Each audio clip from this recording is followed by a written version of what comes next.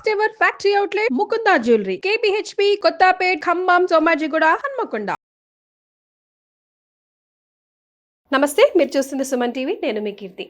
2020-25 ఫిబ్రవరిలో జన్మించిన, ముఖ్యంగా ద్వాదశ రాశుల్లో జన్మించిన మహిళలకి ఎలా ఉండబోతోంది, ఎంతవరకు కలిసి రాబోతోంది, ఎంతవరకు కలిసి రావట్లేదు, మరి కలిసి రాని సమయంలో ఎలాంటి రెమెడీస్ని ఫాలో చేస్తే ఆ బ్యాడ్ టైం అని సునాయాసంగా దాటేయవచ్చు, ఇలాంటివన్నీ మనకి కులంకుశంగా చెప్పడానికి ప్రముఖ ఆస్ట్రాలజర్ బ్రహ్మశ్రీ నందిబట్ల శ్రీహరి శర్మ గురువు గారు ఉన్నారు. నమస్తే గురుగారు. వాగర్థావివ సంపృక్తౌ వాగర్థ ప్రతిపత్తయే జగతః పితరౌ వందే పార్వతీ పరమేశ్వరౌ. సదాశివసమారంభాం శంకరాచార్య మధ్యమాం అస్మదాచార్య పర్యంతం వందే గురు పరంపరాం. ఆదిత్యాయ చ సోమాయ మంగళాయ బుధాయ చ గురు శుక్ర శనిభ్యశ్చ రాహవే కేతవే నమః. శృంగేరి జగద్గురు పీఠాధిపతులకి, కంచి పీఠాధిపతులకి నమస్కారములు తెలియజేసుకుంటూ కార్యక్రమాన్ని ప్రారంభిద్దాం. రైట్, ముఖ్యంగా మహిళల కోసం, ద్వాదశ రాశిలో జన్మించిన మహిళల కోసం మనం డిజైన్ చేసిన ప్రోగ్రామ్ ఇది. ఇదివరకు చేసినప్పుడు కూడా చాలా మంచి రెస్పాన్స్ వచ్చింది గురుగారు. మరి ముఖ్యంగా మేషరాశిలో జన్మించిన మహిళలకి ఫిబ్రవరి నెలలో ఎంతవరకు కలిసి వస్తుంది, కలిసి రావట్లేదు? ద్వాదశ రాశులలో భాగంగా మేషరాశిలో జన్మించినటువంటి వారికి ఫిబ్రవరి 1వ తారీఖు నుంచి 15వ తారీఖు వరకు ఏ విధంగా ఉండబోతుందో తెలుసుకునే ముందు గ్రహ సంచారం గురించి తెలుసుకుందాం క్లుప్తంగా. ఎప్పటిలానే గురువు ద్వితీయ స్థానంలో గురువు వక్రీకరించి ఉండడం, కుజుడు తృతీయ స్థానంలో స్తంభించి ఉండి వక్రీకరించి ఉండడం, అలాగే 3వ స్థానంలో, 6వ స్థానంలో కేతు, 12వ స్థానంలో శుక్రుడు రాహు, అలాగే 11వ స్థానంలో శని మరియు దశమ స్థానంలో రవి బుధుడు. వెరసి చూసినట్లయితే ప్రధానంగా అన్ని గ్రహాలు అనుకూలంగా ఉన్నటువంటి సందర్భం. కుజుడు కొద్ది ఇబ్బందికర పరిస్థితులు, కొన్ని కారణాలు ఏంటి, ఆ కుజ ప్రభావంలో ఏం జరగబోతుంది. అలాగే శుక్రుడు ఒకవైపు యోగాన్ని ఇస్తూనే ఒకవైపు జాగ్రత్తని పాటించమని చెప్పుతున్నాడు, 12వ స్థానంలో సంచారం చేస్తున్నటువంటి కారణం చేత. కాబట్టి అలాగే దశమ స్థానంలో రవి బుధుడు యోగదాయకం. అలాగే అన్ని వెరసి చూసుకున్నట్లయితే మేషరాశి వారికి ఈ ఫిబ్రవరి మాసం అంతా కూడా చాలా చక్కగా ఉంటుంది. అలాగే ఈ సంబంధించినటువంటి కనుక చూసుకున్నట్లయితే గురువు ఏ విధంగా ఉపయోగపడుతున్నాడు, గురువు 2వ స్థానంలో ఉండడం శుభకరం. ధనాదాయానికి లోటు ఏమీ ఉండదు. ముఖ్యంగా FMCG, food business, super markets, general stores, jewellery business, educationals, curry points, అలాగే హోటల్స్ మరియు పూజా స్టోర్సు, అలాగే రోడ్ సైడ్ వెండర్స్, ఇలాంటి పండ్ల వ్యాపారస్తులు, ఇలా ఫుడ్కి సంబంధించినటువంటి ఎటువంటి వ్యాపారస్తులకి అయినప్పటికీ కూడా ఆనందదాయకంగా ఉంటుంది, పరిస్థితులు అనుకూలంగా ఉంటాయి, అన్ని విధాలుగా ధనాదాయం చక్కగా ఉంటుంది. ఇక ప్రధానంగా చూసుకున్నట్లయితే క్లాస్ 4 ఎంప్లాయీసెస్ అంటే 4వ తరగతి ఉద్యోగస్తులు, అలాగే రైతులు మరియు తోలు చర్మ సంబంధమైనటువంటి వృత్తి వ్యాపారాల్లో ఉన్న వాళ్ళు, స్టీలు, ఇనుము, ప్లాస్టిక్ సంబంధించినటువంటి రంగాల్లో ఉన్నటువంటి వారు, ఎడిబుల్ ఆయిల్స్, పెట్రోల్ బంక్, ఇలాంటివి ఏదైనా నూనె పదార్థాలు అమ్ముకునేటువంటి వాళ్ళు, వీళ్ళందరికీ కూడా చాలా అనుకూలమైనటువంటి వాతావరణం ఉంటుంది. ముఖ్యంగా శని అంటేనే చల్లదనానికి కారకం కాబట్టి ఏసీ సంబంధమైనటువంటివి, అటువంటి ఎవరైతే వ్యాపారాలు చేస్తుంటారో వాళ్ళకందరికీ కూడా అద్భుతమైనటువంటి లాభదాయకమైనటువంటి పరిస్థితులు మొదలవబోతున్నాయి. కాబట్టి చక్కగా ఆనందంగా ఈ యొక్క సంబంధించినటువంటి వృత్తుల్లో ఉన్న వాళ్ళకి యోగదాయకంగా ఉంటుందని చెప్పవచ్చు. ఇక ముఖ్యంగా చూసుకున్నట్లయితే కుజగ్రహ ప్రభావం, తృతీయ స్థానంలో కుజుడు ఉన్నప్పటికీ కూడా యోగాన్ని ఇచ్చేటువంటి పరిస్థితిలో ఉన్న వక్రీకరించి ఉండి స్థితి పొంది ఉండడం, స్తంభించడం చాలా యోగదాయకం. కానీ ఇక్కడ కుజుడు రిట్రోగేషన్లో ఉండిపోయాడు. రిట్రోగేషన్లో ఉన్నప్పుడు ఏమవుతుంది, కుజుడు 3వ స్థానంలో స్తంభించి ఉండడం చాలా యోగదాయకం, కానీ రిట్రోగేషన్లో ఉన్నాడు. కాబట్టి దీని ప్రభావం వల్ల ఏమవుతుందంటే అనవసరంగా కుజుని యొక్క గ్రహ ప్రభావం వలన మీరు మాట తొల్లి పడతారు, అంటే అనవసరంగా వాగ్వివాదాలకి వెళతారు, మీ మాట ఎదుటి వాళ్ళకి కఠినంగా కనిపిస్తుంది, లేకపోతే ఎదుటి వాళ్ళని చులకనగా చూసి, ఎందుకనంటే గ్రహాలన్నీ అనుకూలిస్తున్నప్పుడు, పరిస్థితులు అనుకూలంగా ఉన్నప్పుడు ఎవరికైనా కానీ కాస్త అహంకారము, తలబిరుసుతనం పెరుగుతుంది కదా. అలాంటి ప్రభావం వల్ల ఇతరులతో వాగ్వివాదాలు జరుగుతాయి అని చెప్పవచ్చు. ఇక 6వ స్థానంలో పాపగ్రహం యోగిస్తుంది కేతు. ప్రధానంగా చెప్పాలి అని అంటే భవిష్యత్ అంతా కూడా యోగదాయకంగా ఉండడానికి ఈ కేతు గ్రహం కూడా మీకు అనుకూలంగా ఉంటుంది.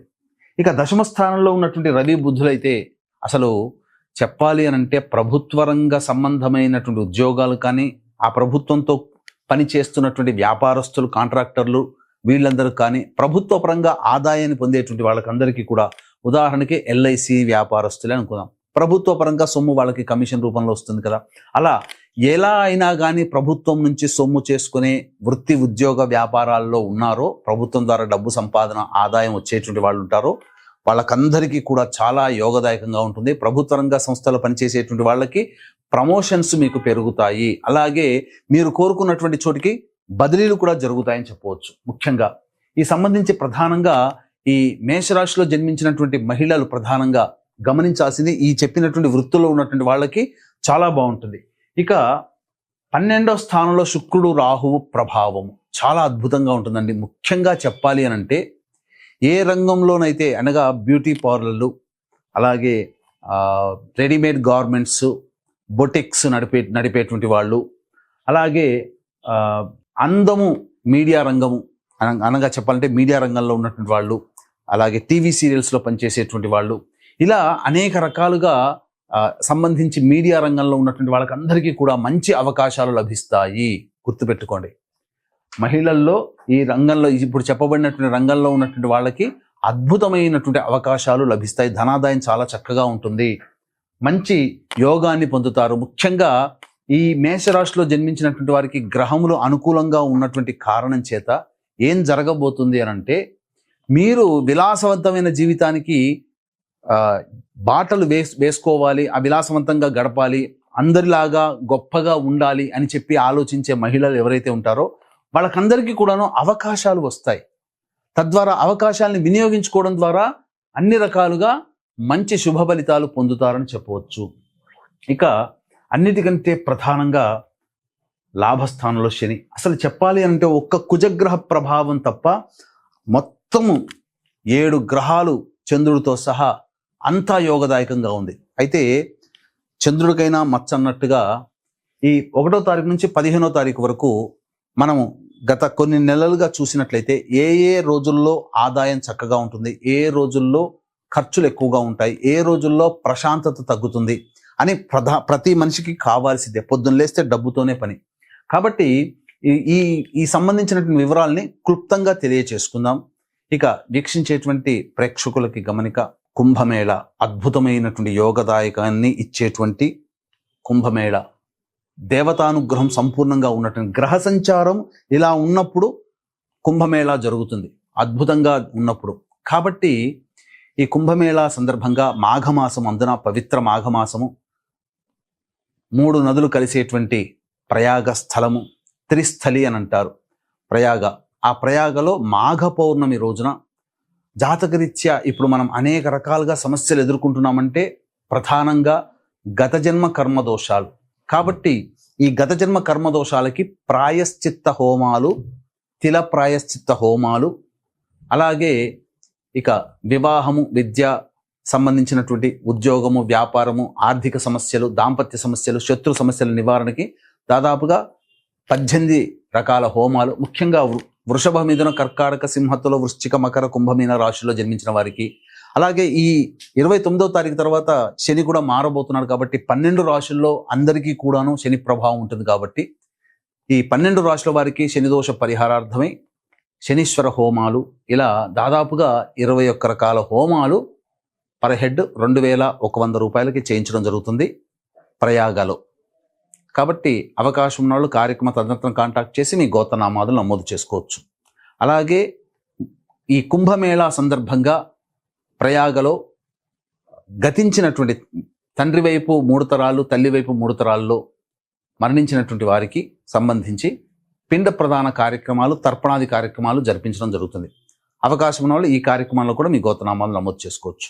ఇక గమనించుకున్నట్లయితే 1వ తారీఖు రోజున ప్రధానంగా ఫిబ్రవరి 1వ తారీఖు రోజున మీకు ఆదాయం చాలా చక్కగా ఉంటుంది, కానీ మానసిక ప్రశాంతత ఉండదు.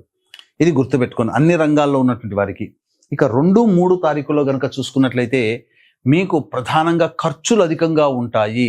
ఈ ఖర్చులని తగ్గట్టుగా మీరు ఆల్రెడీ ఫిక్స్ చేసుకుని ఉంటే ఆకస్మికంగా వచ్చే ఖర్చులు కూడా ఉన్నాయి. కాబట్టి మీరు పెట్టుకున్నటువంటి ఖర్చుల శాతాన్ని తగ్గించుకోండి లేదా వాయిదా వేసుకోండి. కానీ ఈ 2, 3 తారీఖుల్లో మాత్రం మీకు ఖర్చులు అధికంగా ఉంటాయి.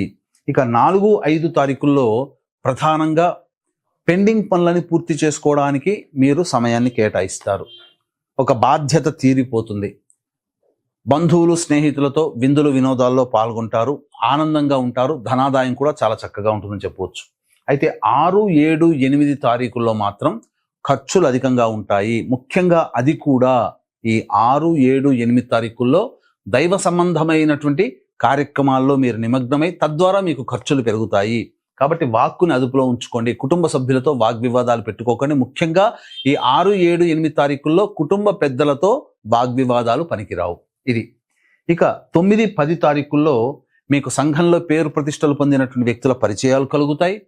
అలాగే భూ సంబంధమైనటువంటి వ్యవహారాలు ఏవైతే ఉంటాయో అవన్నీ కూడా, అంటే గృహము కొనుగోలు కానీ, లోనుకు సంబంధించింది కానీ, లేదా ప్లాట్కి కానీ, భూమి కొనుగోలు కానీ, ఏవైనా వాహనానికి సంబంధించింది కానీ, ఇవన్నీ కూడా మీకు అనుకూలంగా ఉంటాయి. వాటికి సంబంధించినటువంటి విధానంగా ఆదాయం కూడా మీకు చాలా చక్కగా ఉంటుంది. ఇక 11, 12 తారీఖుల్లో కనుక చూసుకున్నట్లయితే ప్రధానంగా తల్లి ఆరోగ్యం పట్ల శ్రద్ధ వహించాల్సినటువంటి పరిస్థితి. అలాగే వాహన మరమ్మతులు, గృహ మరమ్మతులకి ఖర్చులు అధికంగా ఉంటాయి. అలాగే ఎంత పని చేసినప్పటికీ కూడాను సంతోషాన్ని పొందలేనటువంటి పరిస్థితి ఈ 11, 12 తారీఖులో గోచరమవుతుంది. ఇక 13, 14 తారీఖులో కనుక చూసుకున్నట్లయితే మీకు అనారోగ్యము చేసే అవకాశాలు గోచరమవుతున్నాయి. కాబట్టి జాగ్రత్తలు పాటించండి. మానసిక ప్రశాంతత ఉండదు, వృధా కాలయాపన జరుగుతుంది. ఆరోగ్యం పట్ల ప్రధానంగా శ్రద్ధ వహించాలి. ఖర్చులు కూడా అధికంగా ఉంటాయి. ఇక 15వ తారీఖు రోజున చూసుకున్నట్లయితే మీకు రాని బాకీలు 15వ తారీఖు రోజున వసూలు అవుతాయి. ధనాదాయం చాలా చక్కగా ఉంటుంది. అన్ని విధాలుగా యోగకరంగా ఉంటుందని చెప్పవచ్చు. ఇక ఏ తర్వాత చెప్పొచ్చేది ఏమిటంటే ప్రధానంగా 2, 3 తారీఖుల్లో మరియు 11, 12 తారీఖుల్లో ఖర్చులు అధికంగా ఉంటాయి. కాబట్టి జాగ్రత్తలు పాటించండి. మరి గురుగారు, వీళ్ళు ఎలాంటి రెమెడీస్ పాటిస్తే బాగుంటుందంటారు?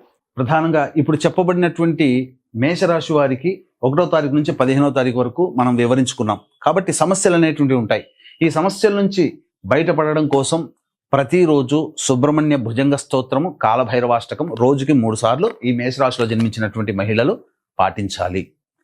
లేదు, ఇప్పుడు చెప్పినటువంటి సమస్యల కంటే ఇంకా విభిన్నంగా మీ యొక్క జాతకం ఉంది అనంటే మీ యొక్క జన్మ జాతకంలో నడుస్తున్నటువంటి గ్రహ దశాంతర దశల ప్రభావాలు కావున దగ్గరలోని మంచి ఉపాసనా పరులైనటువంటి జ్యోతిషులను సంప్రదించి వారి సలహాలు, సూచనలు కనుక పాటించినట్లయితే మరింత మెరుగైనటువంటి జీవితాన్ని పొందుతారు. అంతేకాకుండా ఇప్పుడు మనము కనుక ఈ కుంభమేళాన్ని మిస్ అయితే మళ్ళీ మనం చూడలేం. అటువంటి కుంభమేళాలో మీ జాతకరీత్యా ఉన్నటువంటి సర్వ సమస్యల నివారణకి సర్వ ప్రాయశ్చిత్త హోమాది కార్యక్రమాలు చేయించడం జరుగుతుంది. అవకాశం ఉంటే దాంట్లో కూడా మీరు నమోదు చేసుకోవచ్చు. రైట్, చాలా సంతోషం గురుగారు, ధన్యవాదాలు.